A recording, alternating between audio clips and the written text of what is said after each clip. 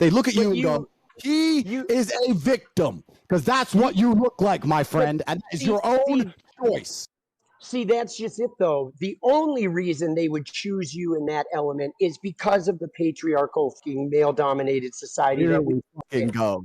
Here we go. All right. Here's the deal, Andrew. This is fun. No.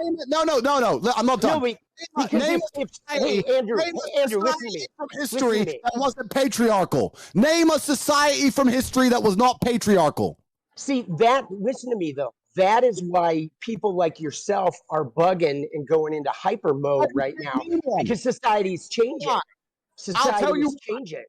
I'll tell you why, my friend. I'll tell you why we cannot name a single society in history across the entire planet that was not patriarchal. Because patriarchal societies are optimized to survive. When things get difficult, when people are put in survival situations, we naturally revert to our gender roles. I'll tell you something. If we were all on a ship and the ship got shipwrecked, the men would start building and digging and hunting, and the women would start gathering and doing what women are naturally adept at. Because when it comes down to survival, you have to do what you are most competent at. And men are more competent at certain things, and females are more competent at certain things. I'm not saying not all men.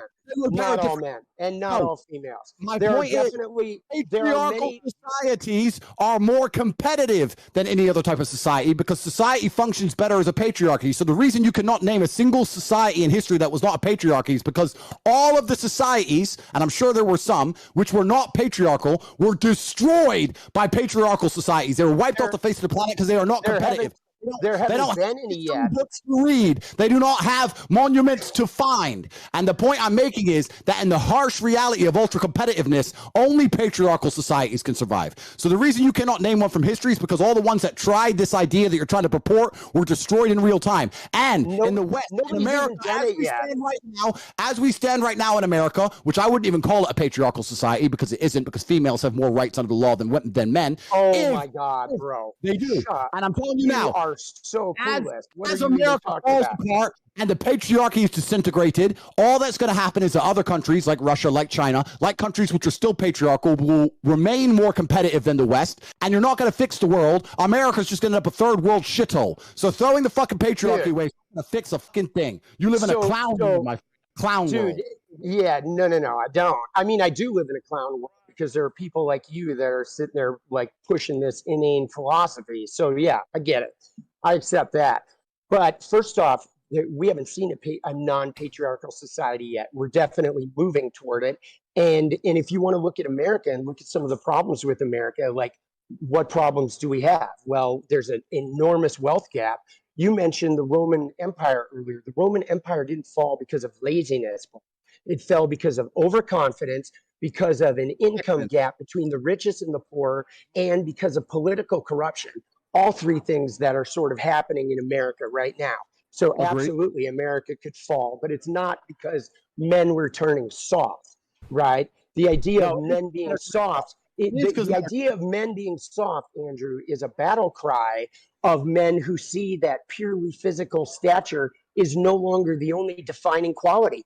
Because like you said, they could line me and you up, and all those brutes like the cops or somebody looking for pure strength would choose you to defend them.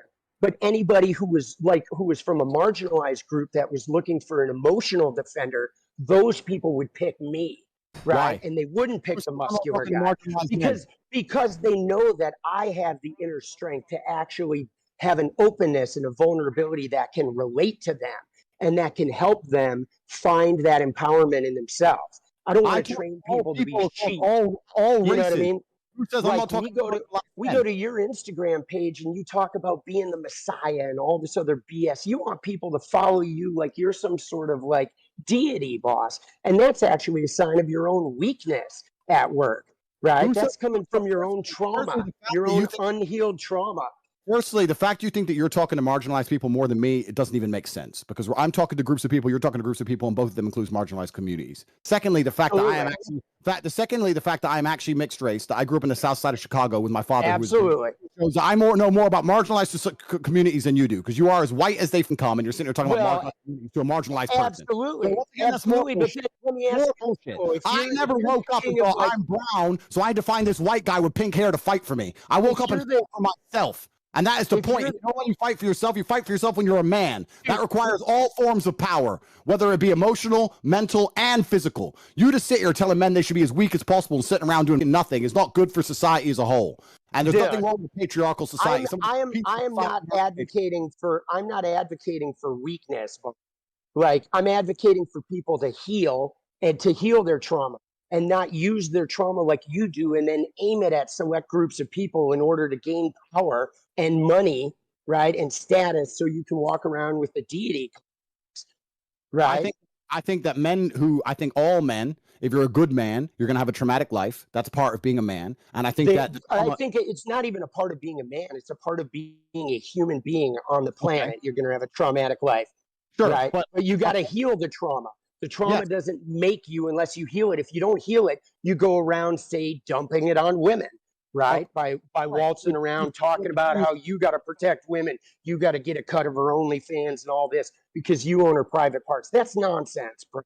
That's nonsense. That's your trauma speaking. It depends how you heal the trauma, right? And when I said that being a trauma is part of being a good man, you said it's part of being a human. I agree, but I think you can be a very, very good woman with a good heart, and you can be a good person. You don't need a traumatic life to be a good woman. However, to be a good man, you need to have a traumatic life because any man who's not had I'll tell you why. Let me answer. Any man who's not had difficulty, any man who's not gone through something that's difficult is not very good at being a man because when shit hits the fan, people turn to the nearest man in the room and say, what is the solution? Someone just broke in the house, you go to the man. A natural disaster, a hurricane, you go to the man. There's a war, you go to the men. So men who have not been through trauma are not very good at being men because they're not capable of dealing with trauma. Wait, so pause right there though, Andrew, because you said when you go to war, you go to the men, but the only reason you have a war is because of men and their lack of awareness about their own feelings.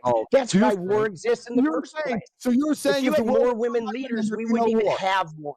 Okay, so if we had more women leaders, we wouldn't even have war. Men literally are responsible for war by a lack of emotional awareness. That's how it starts. Interesting. So let's make this the final point before we move on.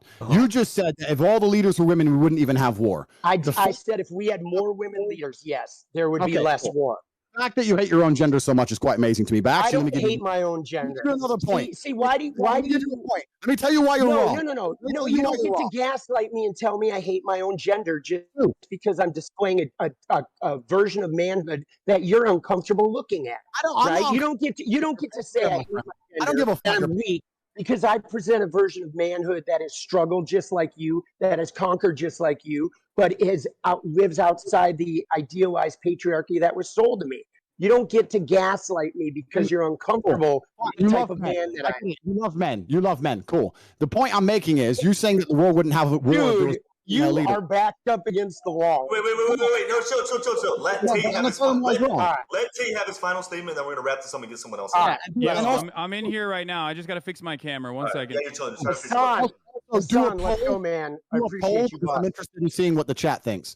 The reason you're totally wrong saying that the world would have less war if there was no female leaders is because if you actually ask anybody who's been in the corporate world for long enough, the companies that have the most arguments, the most difficult corporate structures to deal with, in fact, even if you ask most women, they say, I don't like having a woman boss. I'd rather work for a man. When you have a whole bunch of women in charge, it's nothing but a fucking fest and it's a shit show. Every single person who's ever worked in corporate knows that. Every single person who's ever worked in the world knows that women actually, as beautiful as they are and they're good at lots of different things, they would they would prefer to work for a male boss because it's a stronger, more clear leadership structure. Having a bunch of women in charge of countries is not going to make a peaceful world. And the fact you believe that shows your entire mental model's fucked. Andrew, take care, brother. Hassan, I just want to say props to you, boss. I appreciate you, man, putting the word out there. Thank you, guys. Good to talk, bro. Have a good day. Right, appreciate you coming on, Tommy. Have a good one, man. Cheers. Thank you. How do you feel about my guy, Tommy? Yeah. I don't know him personally. I have nothing against him personally. He's a new age thinker. He lives in the new think, the idea that the way the world runs and has always run is a bad thing. And that if we change everything from the ground up, it's somehow going to become a magically better place. Obviously, he has no proof or any references for his way of thinking because it's never been tested before. It's an untested theory. I think that for him to come along and say such blanket statements that if we changed all the world leaders to women, there wouldn't be war is inane and asinine. I think for him to say that a man who's physically strong can't be mentally strong is also stupid. But I also understand why he's saying the ideas he's saying, because he has a natural insecurity based on the fact that he's not a physical specimen of man. And the way he gets around it is to pretend that that's not important, which is fine. Lots of people do it, right? Stupid people saying being smart is not important. Poor people saying being rich is not important. It's a common defense mechanism that everybody does, and I completely understand it. However, most people with a basic grasp of economics and the way societies work would look at society and say, you know what? A society with brave, strong men who are full of honor and duty is actually a better society than men who walk around saying, I have no duty to protect anybody or protect anything, and I can just sit around and cry all day. And this theory is being tested in real time, right? America's quickly turning into the latter, and we can see crime rates going through the roof. We can see all the fucking shooting, all this stupid shit that's happening because men have no emotional control anymore. And that's what's going to happen. Is the society is going to degrade, and the countries where men still stick to their honor and their age-old expected ways of acting, are there going to be a safer societies overall? So time will prove me right, but I have nothing against the guy. He's fine.